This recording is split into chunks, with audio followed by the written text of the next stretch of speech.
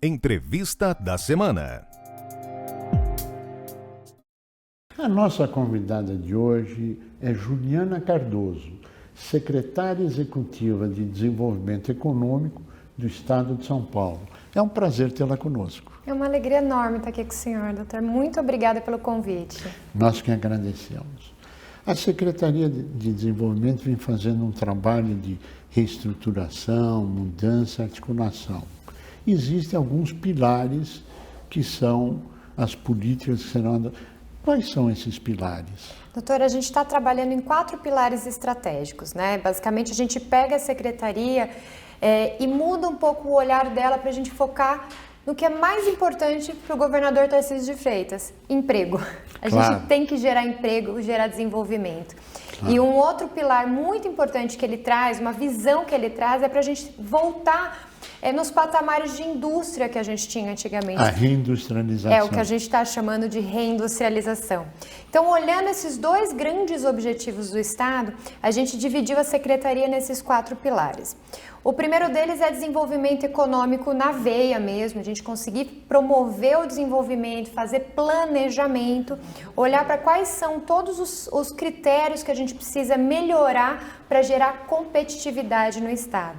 Né? São fundamentais. A gente precisa olhar com minúcia, e até muito do que foi feito pelo secretário Jorge Lima, junto com o governador Tarcísio de Freitas no federal, que eles criaram o Custo Brasil, nós vamos igualar e fazer isso aqui em São Paulo. Que bom. Então nós vamos tirar o Custo São Paulo. Que bom. E com base nessas informações, juntando as coalizões empresariais que o secretário Jorge tem feito também, tá rodando interior aí, para a gente falar com o empresariado, falar com os políticos, falar com a população, para entender quais são os entraves de desenvolvimento das regiões, para que a gente possa trabalhar a redistribuição do PIB também do Estado. Claro. A gente tem concentrações muito grandes em 3 regiões específicas: a região metropolitana de São Paulo, a região de São José dos Campos e a região metropolitana de Campinas. O restante do PIB está pulverizado, muito pequenininho. Então a gente precisa começar a olhar para o interior com mais critério para a gente achar as vocações regionais e, portanto, tomar iniciativas de regionalização de benefícios e oportunidades. Um trabalho voltado para o desenvolvimento econômico e social e, claro, a prosperidade de pessoas, né, no Estado de São Paulo. Bem, mas existem outras iniciativas que estão dentro desses pilares, mas que estão em andamento, que é do Jovem Aprendiz Paulista. Como é que as pessoas ou as empresas, como é que elas se habilitam, quais são as vantagens desse projeto tão bonito?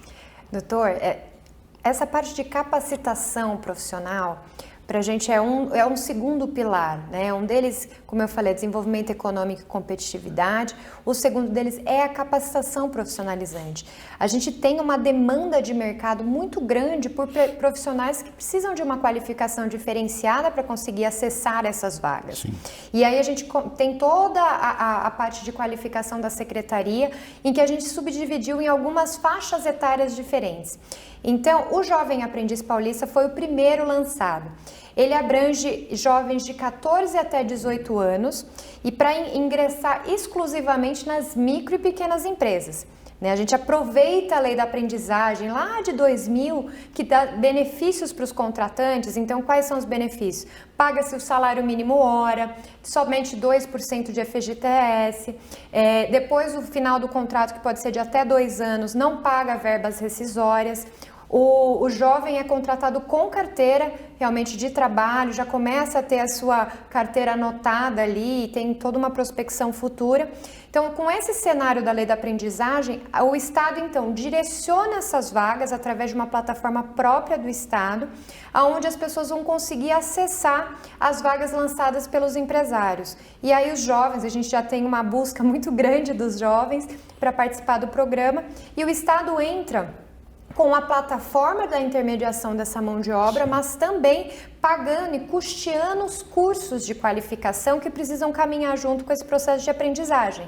Agora, como é que as empresas podem se habilitar, dizer, olha, eu quero, não é obrigatório, não existe legislação, voluntariamente eu quero ajudar a ter pessoas se formando, aprendizes. Eu quero uma atividade social. Como é que o empresário, a empresa, pode se dirigir à secretaria ou qual no cargo que ele se dirige, qual o e-mail, como é que é esse procedimento?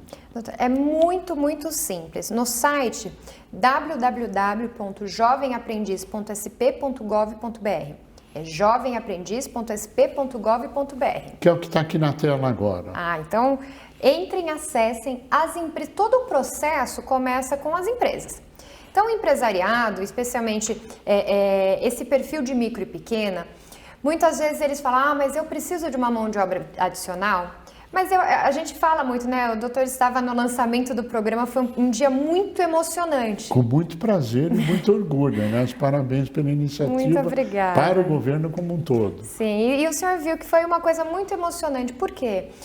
A gente está dando oportunidade de 60 mil jovens saírem da ociosidade no seu contraturno escolar e ir trabalhar, começar suas carreiras. A gente está falando de jovens de 14 anos, né? O quanto que a gente não tem potencial de mudar a vida desses jovens. Maravilha. Então, o convite que a gente faz não é só para a empresa, será que eu vou contratar uma pessoa adicional, eu vou ter um custo adicional? Muito pelo contrário, é um investimento social. De você tirar o jovem de uma situação de rua que está ali na ociosidade, andando para cima e para baixo, sem um direcionamento, e colocá-lo no caminho do trabalho. Sim. E a gente fala, né, que esse é o degrau mais alto para as pessoas começarem essa oportunidade. O mais difícil e o mais alto. Exatamente. E essa mão que o Estado, né, com esse grupo todo, o governador Tarcísio tem um carinho imenso por esse programa, a primeira-dama Cristiane de Freitas tem um carinho enorme também, porque a gente pode mudar as vidas efetivamente. Podemos, devemos e iremos. Vamos. E nós vamos. Agora, ele entra no site, o site tem toda a orientação do que ele precisa fazer? Sim, então, o empresário que tiver um interesse nessa contratação, entra no site, ele vai marcar, primeiro se ele está enquadrado como micro e pequeno, então ele tem que ser ou uma MP ou uma EPP. Sim. Ele faz o seu cadastro, o nosso time vai ligar para ele para que a gente possa configurar como vai ser essa vaga. Então, o que ele tem que olhar e vai discutir com o nosso time para a gente acertar? Qual o turno, se vai ser o período da manhã ou à tarde, lembrando que é sempre no contraturno escolar. Claro. Qual é o curso que vai ser atrelado com essa vaga? Qual a necessidade que ele tem, efetivamente, né? O jovem vai trilhar um curso aí de quase 2 anos para participar. Então, ele precisa escolher qual a área que ele quer. Quantas horas, qual vai ser a carga horária, então pode ser de 4 a 6 horas diárias, né, qual que vai ser essa gestão, e dos 5 dias da semana, 4 dias o jovem trabalha na empresa e 1 dia ele fica dedicado ao curso, que é um curso à distância, mas ele tem toda a tutoria e acompanhamento de um profissional que vai acompanhar essa jornada dele. Então, assim, o time liga, o empresário configura essa vaga, aí a gente lança a vaga. E o que é mais legal aí depois, com a vaga lançada, os jovens ao redor ali da região, né, de acordo com o CEP de cada um, vai conseguir enxergar qual é a vaga que ele tem mais perto da casa dele. E aí ele pode se inscrever e aí todo o processo de contratação continua sendo na plataforma. O contrato, sai tudo online de maneira muito simples e fácil. Agora, existem outros projetos muito bonitos também que estão sendo implementados. Por exemplo... A gente tem muita coisa na esteira de produção aqui, em que a gente configura, sendo esse o segundo pilar da Secretaria de Capacitação, então a gente está falando dessa faixa etária até 18 anos. A gente está ainda trabalhando a fase do primeiro emprego, que vai ser dos 18 até os 24 anos, 24 incompleto, então até quase 25 anos, para o primeiro emprego, onde a gente vai fazer rodadas de capacitação, também de acordo com o mercado de trabalho. Sim. Então, dando um exemplo, né, até estávamos com o pessoal da APAS, um grande volume do primeiro emprego é gerado junto aos supermercados, junto aos comércios. Então, a gente faz toda a capacitação dessa mão de obra para que eles entrem no mercado de trabalho. Que bom. Então, uma segunda faixa etária. A terceira que nós estamos olhando é da faixa dos 25 até os 60 incompletos. Olha só. Que daí é todo um processo de requalificação. Então, em geral, são pessoas que já passaram pelo mercado, precisam de um adicional para poder se realocar. Então, a gente também, tudo com muito diálogo com o setor, tudo 100% focado em empregabilidade, a gente pluga uma ponta com a outra. E o último, né, um projeto queridíssimo do nosso secretário Jorge Lima, que é o 60+. onde a gente vai trabalhar essa mão de obra que tem uma super capacidade ainda, que está dos 60 para cima, e que a gente muitas vezes precisa de alocá-los de forma correta, nas atividades que eles realmente conseguem executar da melhor forma, com uma capacitação acoplada. Então esse é o que está na esteira de produção. Muito em breve lançarei. Venho aqui de novo para lançar o próximo. Será um prazer, vem assim. Agora, existem outras iniciativas que estão na égide da Secretaria, por exemplo, o Banco do Povo, por exemplo, Desenvolve São Paulo, que nós temos 2 minutos. Bom, eu vou passar então, olhando para o Banco do Povo, a gente tem mais 2 pilares. Então, eu falei desenvolvimento econômico, competitividade, capacitação. A gente tem empreendedorismo e desburocratização, onde a gente já está trabalhando a lei de liberdade econômica para facilitar o acesso e abertura dos empreendimentos. E o último é fomento, onde a gente vai trabalhar o microcrédito cada vez mais qualificado, direcionado para esses micro e pequenos empreendedores. E aí a gente está falando sim de informais, de pessoas que começaram suas MEIs, suas pequenas empresas agora. Sim. Então, nesse processo a gente vai trabalhar qualificação, um crédito muito barato, mas um crédito assistido, apoiado pelo Estado, para que a pessoa possa se desenvolver ao longo do caminho. E para aqueles que estão um pouquinho maiores, tem a Desenvolve São Paulo com linhas de crédito bastante robustas para atender a todos. Ou seja, oportunidade para todos. Para todos. Bem, qual seria, nesse minuto final, o maior desafio na sua avaliação? É a gente conseguir conversar e dialogar com todos. Para a gente tomar as decisões das políticas públicas, a gente precisa ouvir.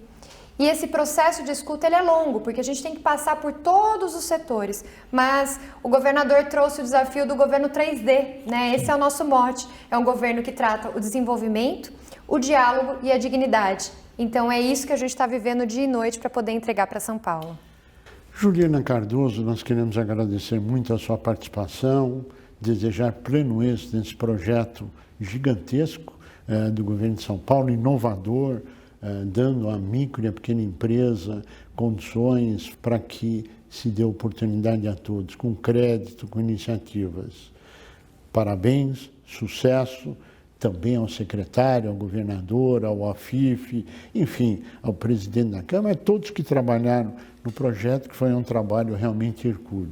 E a você que esteve conosco, nosso mais profundo agradecimento, com a certeza que estaremos juntos na semana que vem. Até lá!